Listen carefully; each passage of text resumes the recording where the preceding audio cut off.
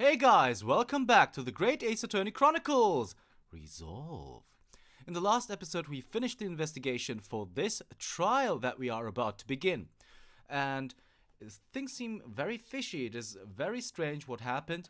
So the victim seemed to be dead and then came back to life. And also, not everyone seems to have told us what they know. As always, of course. But that doesn't stop us from having Mr. Natsume Soseki-san go free. At least I hope so. So it's the 22nd of February, 9:23 a.m. at the Old Bailey and the defendant's antechamber. Let's go. The Old Bailey. This place always makes me feel strange. I seem to get chills down my spine and break out in a nervous sweat all at the same time. Well, I didn't think I'd be back here so soon. That's my line! Good morning! Good morning, Mr. Natsume. It was only 2 days ago that I was declared not guilty here. Yes, we somehow managed to prove he didn't stab Miss Green in the back. But now this! Another morning, another murder, and here I am again in this hellhole. Can't keep coming to court! I'm beginning to think he's right. It really does seem as though he's cursed. Mr. Naruto, I'm afraid I have bad news. Oh! Mr. Natsume, good morning. Yes, morning. So, here we are again? Yes, again. Awkward. Judicial Assistant Miss Mikotama Esquires! What's the bad news? Oh dear, you heard, did you? If you come in shouting at the top of your voice, people can't help hearing what you say! Oh, I am sorry. You've done nothing wrong, Miss Susato. Now, what is it? Well, it seems that the prosecution in today's trial will be led by Lord Barak van Zieks. Van Zieks? Oh no! That is not a real surprise, guys. The so-called Reaper of the Bailey, the most legendary prosecutor in the land. In the trial 2 days ago, he pursued Soseki-san and I relentlessly. Of course, by the skin of our teeth. We managed to pull through, but still. Perhaps Mr. Natsume's acquittal in the last trial wasn't the end of the matter. After all... Yes, I know what you're thinking. The legend of the Reaper that says, nothing can save a person in the dock when Lord Van Zieks is the prosecutor. Oh no! That even if that person is found not guilty, the accused will meet a mysterious end one way or another. And we've experienced it firsthand. A man we successfully defended met the most terrifying end after his acquittal, right here in the Old Bailey.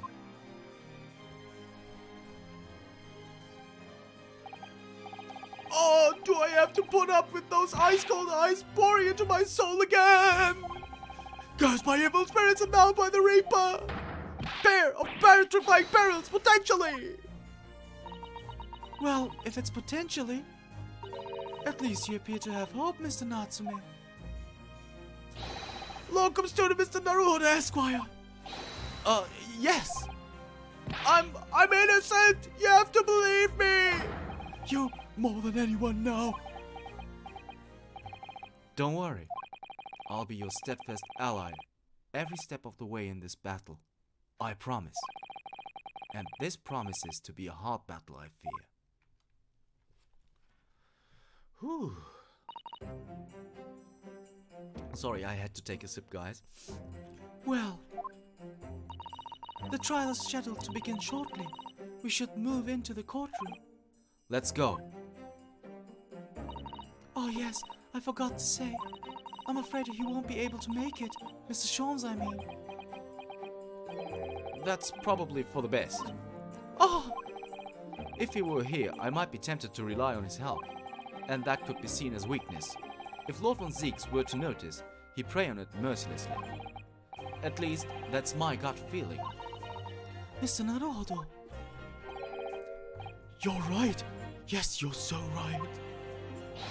Oh, well said, locum student Mr. Naruhodo Esquire. Well said.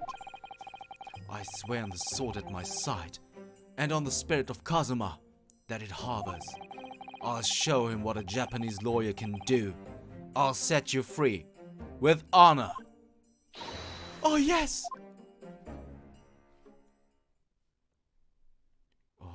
Oh, I got goosebumps. 22nd February, 9:40 a.m., the Old Bailey, courtroom. I'm really eager to meet Mr. Von Zieks again. In the name of Her Majesty the Queen, I hereby declare this court to be in session. I now call upon the counsels of the prosecution and defense to declare their willingness to proceed. The prosecution is ready. The defense is ready, my lord. Readiness for the trial, my learned Nipponese friend, is not what the defense needs. What you need is readiness for your inevitable defeat.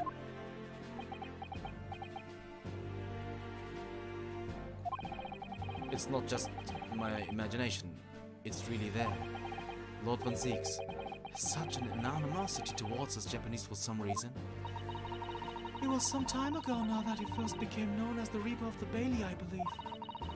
These past few years, he hasn't appeared in court at all.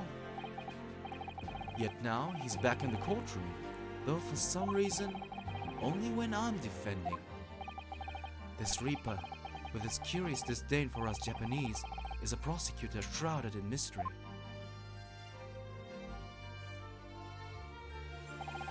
Still, this isn't the time to be pondering that. I have to concentrate on Saseki-san's trial. Furthermore, I now call upon the 6 ladies and gentlemen of the jury. You have been chosen at random to represent the will of the people in this trial. Are you ready to fulfill your duty? Absolutely. I had a feeling this larrikin wasn't innocent before. I must say that I feel especially ruthless on days when my hat refuses to sit right. Oh, well, I rather like how you're wearing your hat. I think the ruthless look is very fetching, actually. I need to be somewhere at 10 o'clock. I have a very important meeting. Let's make this quick. I couldn't agree more. I need to take home 5 bob tonight, or the missus will go through the roof. Oh, may the Lord show us all the light here and lead his flock to a righteous verdict. The British jury system is so very different to our own, isn't it? It's quite extraordinary to think that the power of judgment is in the hands of 6 members of the public, and that the judge can only pass sentence when all jurors are in agreement about the defendant's guilt. 6 citizens of London chosen at random, or at least that's the idea.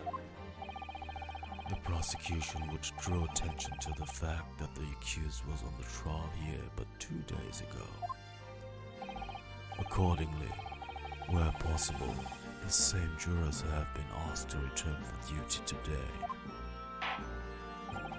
Very well, let us commence the trial.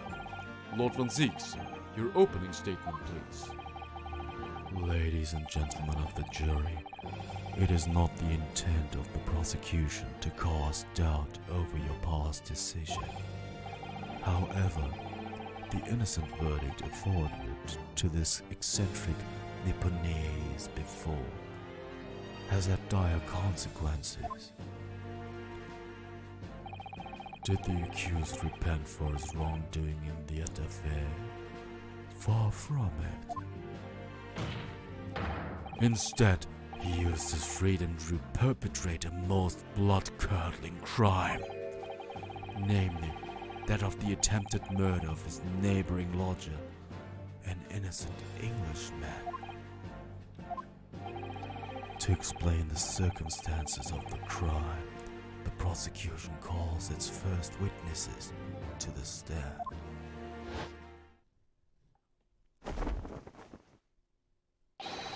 The detective responsible for investigating the scene and the accused himself.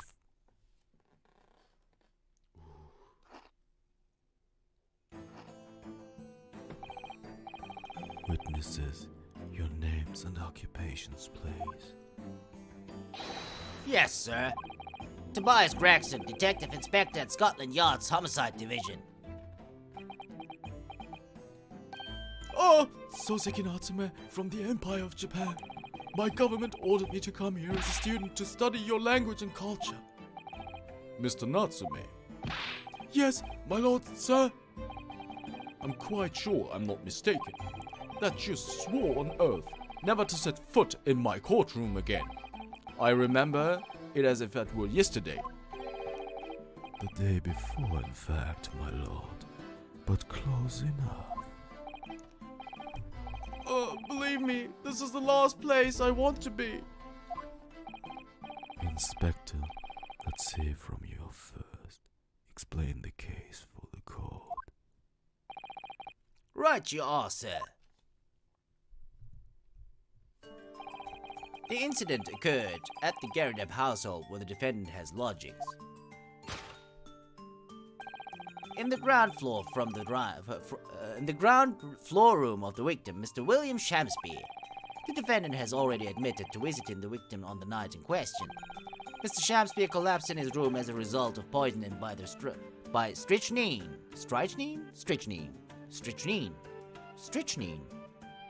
Guys, if you know, I'm sorry. I know in German it's strychnine. So I guess it's strychnine in English? Huh?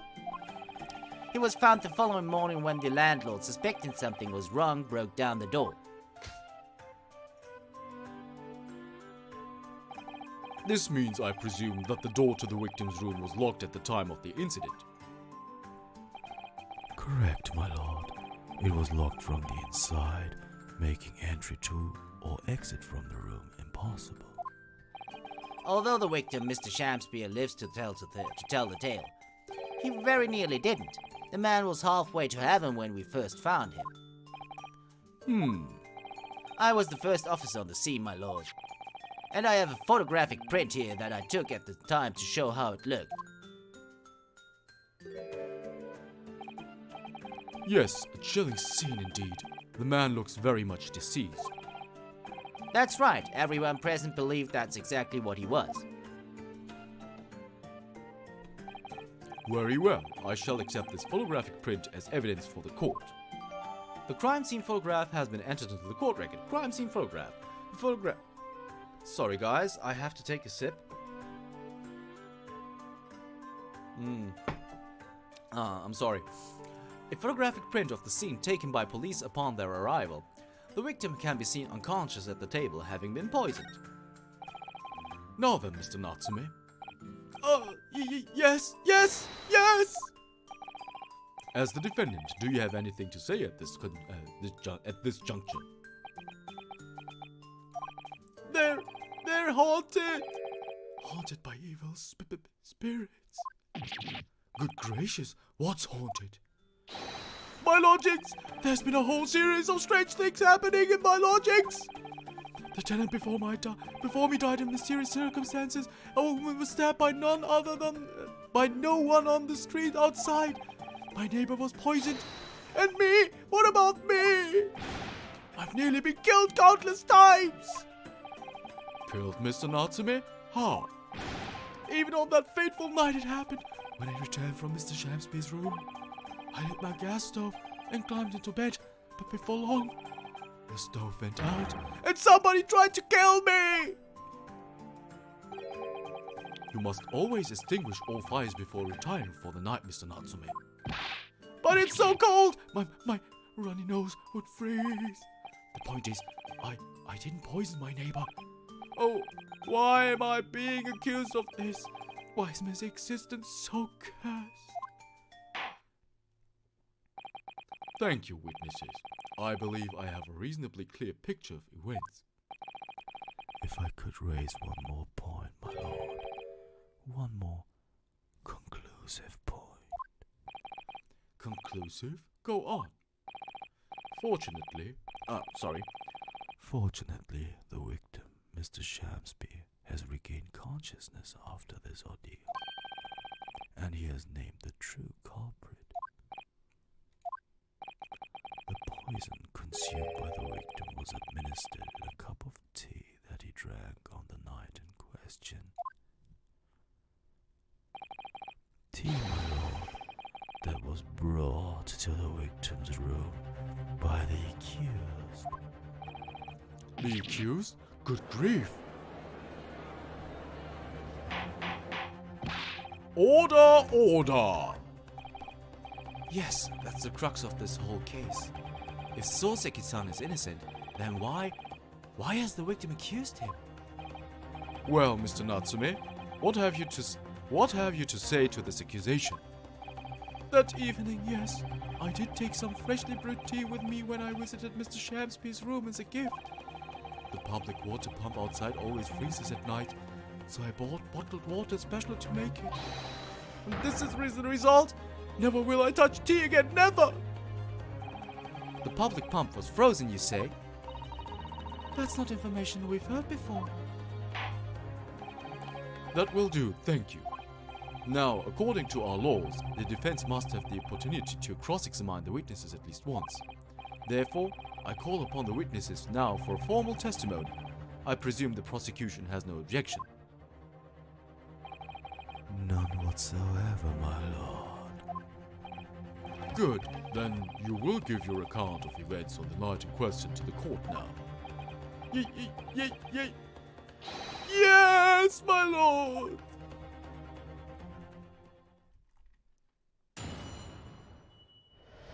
Witness testimony, the catastrophic night. It was around 9 o'clock that evening when I visited my neighbor, and I took some tea with me as a gift. We had a heated literary debate over a nice hot drink, after which I went back to my room at around 11. Oh, my tea was completely harmless. He couldn't have locked the door behind me otherwise, could he? Strychnine takes some time to have an effect on the body. People don't keel over immediately after taking it.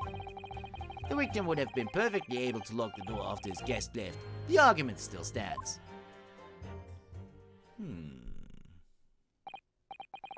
Yes, I see. It all seems relatively straightforward. Excuse me, but the testimony does raise one rather crucial point, I think. Mr. Natsume claims his tea to have been harmless. Presumably, though, the teacups have been examined for traces of the poison, haven't they? Why didn't I think of that? Well, as it happens, no. We haven't been able to. Did I hear you correctly, Inspector? Scotland Yard has failed to examine the suspect substance. How could you have overlooked something so important? Isn't that the first thing you should have done? My learned Nipponese friend is falsely incensed. The inspector said Scotland Yard was unable to examine the tea, not that it was overlooked. Unable? Why? It's simple enough. There was none left. Not a drop. Someone must have been very thirsty indeed. With current scientific techniques, it's not possible to test for poison under such circumstances. We only need a drop. That one drop does actually have to exist, funnily enough. The lack of examination notwithstanding, it appears nothing other than the tea passed the victim's lips on the night in question. I see. Thank you. The matter is clear. Cast your eyes over the jury, my learned friend. What? You can see in their faces, I'm sure, the recognition of the accused's skill. Your client's fate is all but sealed. In mere moments from now, you will lose, and your compatriot will be damned for all eternity. He's right. I can feel all 6 of the jurors looking daggers at me. But I can't let them beat me down. I won't. Counsel for the defense, proceed with your cross-examination. Yes, my lord. Cross-examination. All right, the catastrophic night. It was around 9 o'clock that evening when I visited my neighbor and I took some tail with me as a gift. Hold it! Were you and your neighbor good friends then? Oh, no! We weren't friends. Not at all. Not at all. Never, ever. Sorry. A simple no would have sufficed.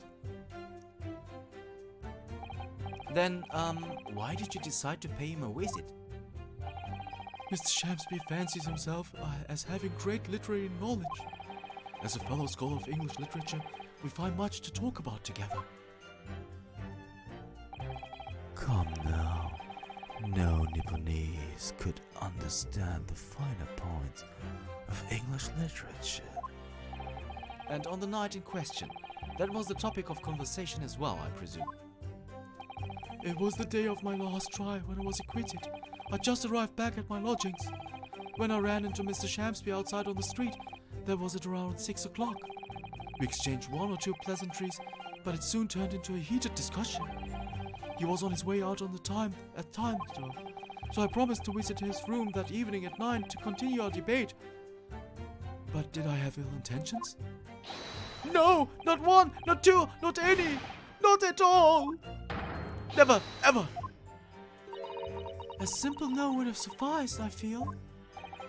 And tell the court what did happen when you visited the victim's room.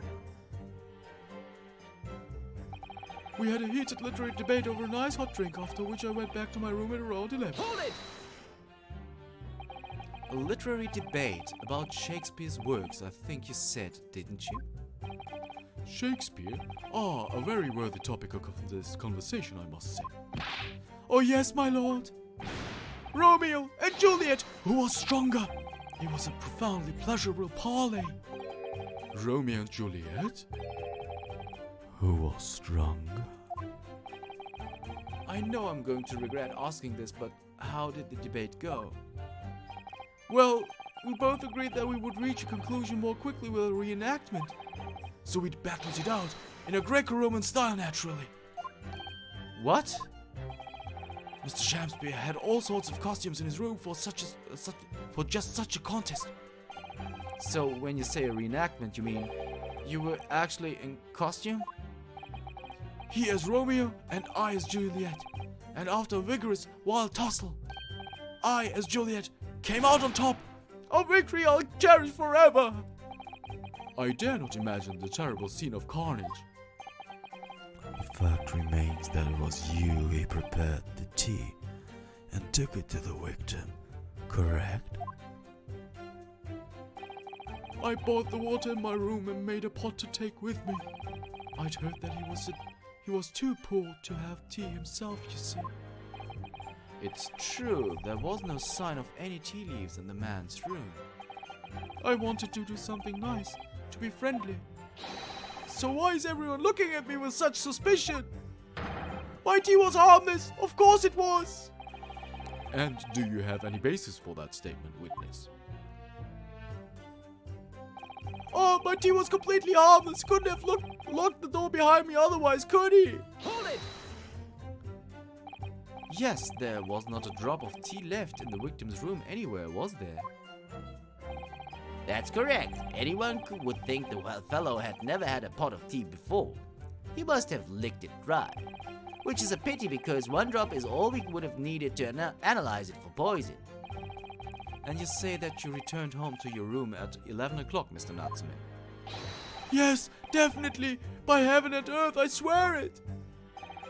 The landlord was able to verify that as it happens. He confirmed that the defendant went back to his room at 11 that night. And how is the landlord able to attest to this? He, said it was the lamps, I believe. The lamps? Inspector?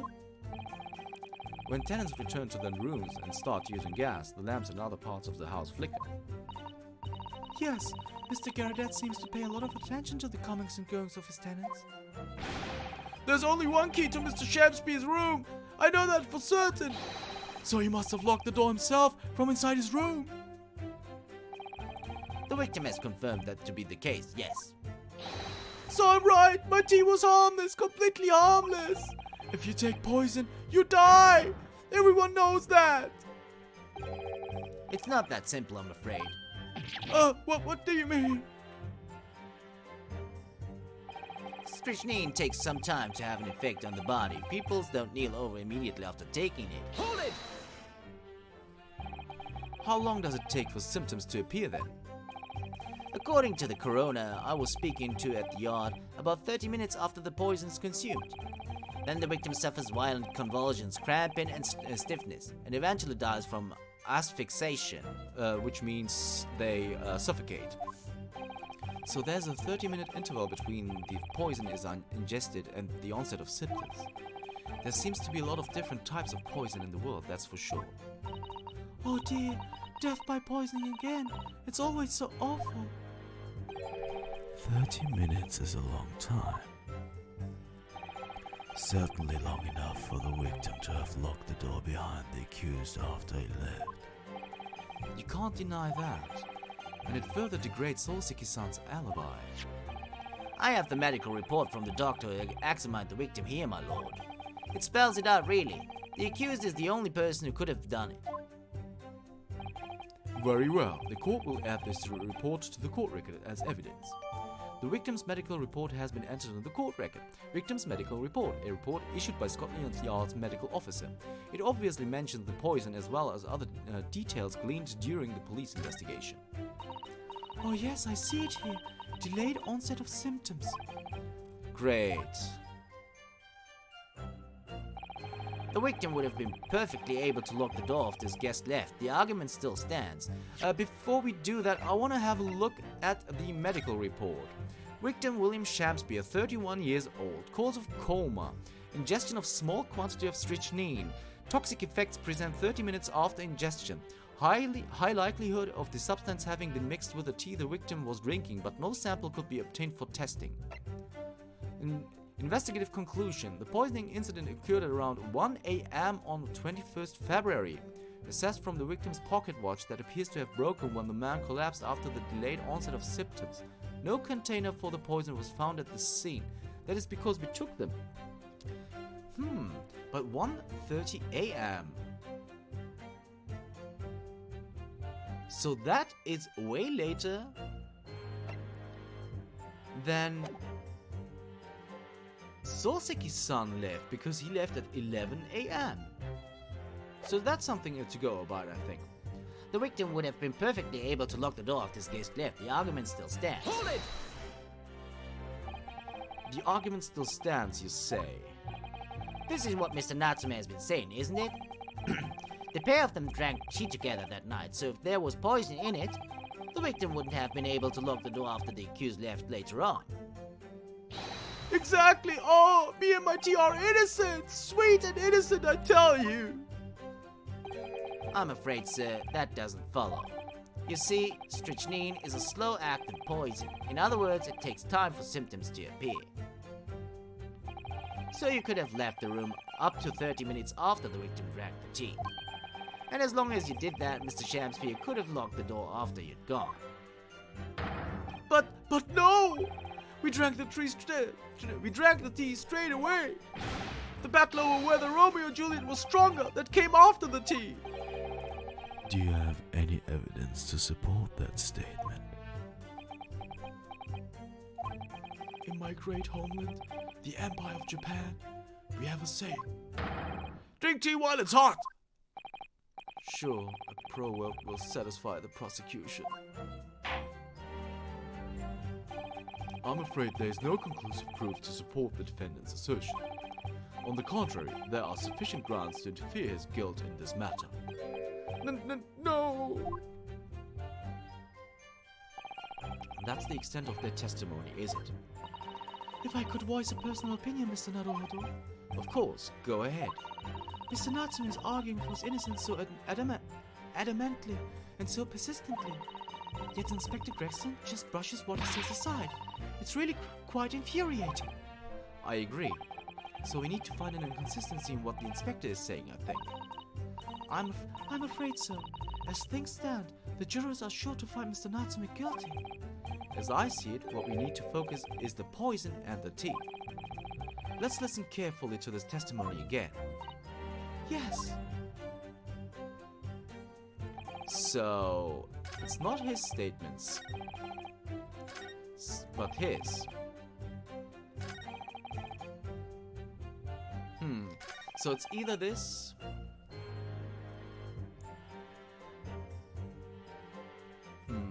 or this statement. What do we even have in stock then? Bar of soap? There's no tearing on the inside of Mr. Natsume's cup. Let's have a look at this again.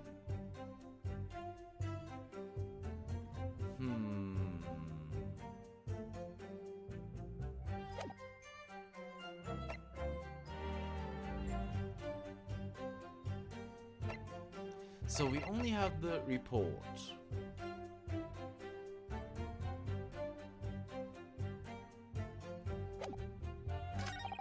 The victim would have been perfectly able to lock the door after his guest left. The argument still stands, so we can't really do anything about this.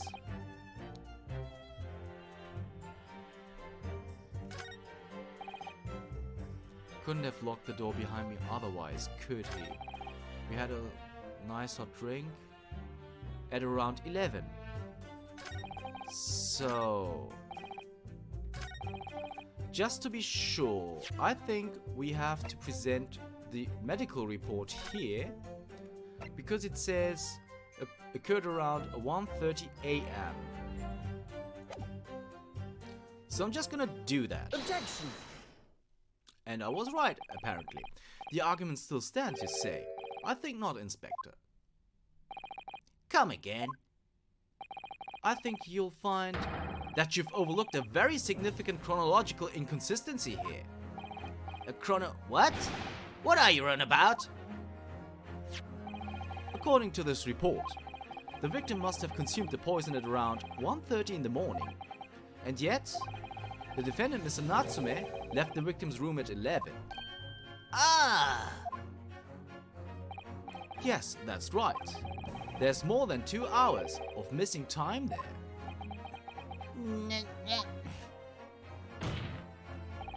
In other words, if there was poison in the tea that Mr. Natsume brought to the victim's room, how could the victim have fallen ill to it 2.5 full hours after the defendant left?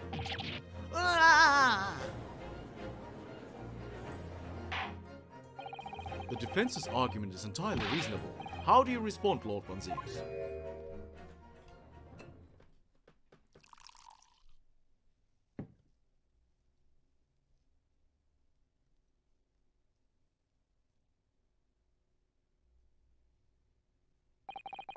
Pray forgive the discourtesy of if my mind has wandered.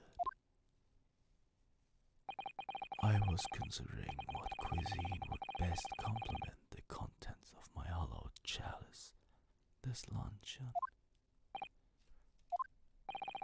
How could it have happened, you ask? I do hate to shatter illusions, but my Nipponese friend appears to be chasing a phantom idea. A phantom? Is it so hard to imagine that the victim drank his tea after the accused had left? For example, at the time stated in the medical report. Yes, at around 1:30. Objection! Mr. Natsume brought the tea with him to drink together with his neighbor. And in Japan, there's a well-known saying, drink tea while it's hot. Objection! And in my country, there's an even more apt saying. There's nothing more refreshing than cold tea. The point is, if there was such a long gap, there may be other ways to explain how the victim came to be poisoned. Other possibilities. What sort of possibilities, Counsel? Well, for example, the man could have had another visitor. Another visitor. That's a very bold assertion, my learned friend, from someone who has nothing to substantiate it. Or the victim could have taken the poison of his own volition. You suggest this may have been a suicide, Counsel? Objection! Mr. Shamspeare has categorically denied suicide. The idea can and must be discounted. Objection! But he could be lying.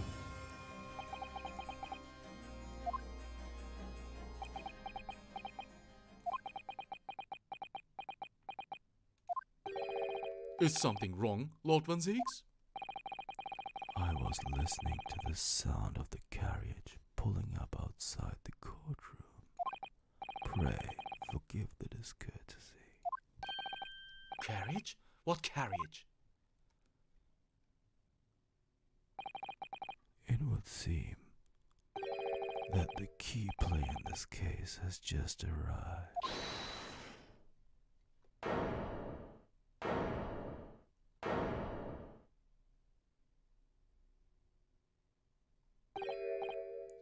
Out, brief can. Out, brief candle, lies but a walking shadow.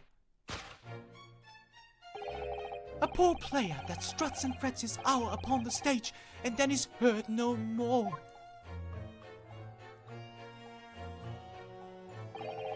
It is a tale told by an idiot, full of sound and fury, signifying nothing.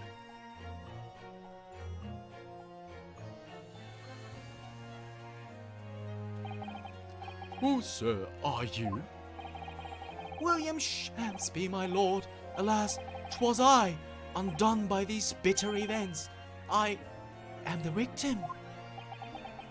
What? What's he doing here?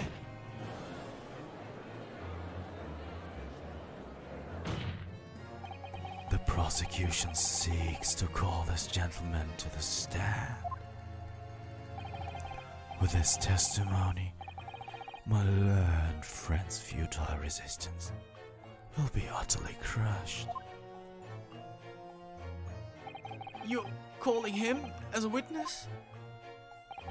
Very well, Counsel. I grant your request with interest. I'm curious to discover what the court shall hear from the victim himself.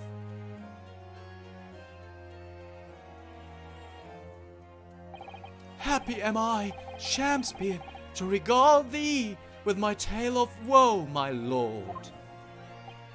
But I still have my own tale to tell, my own tale of worse woe. I can regale the court with the tale of my perfect innocence in perfect English. That will do, Mr. Natsume. Let the court now hear from the victim.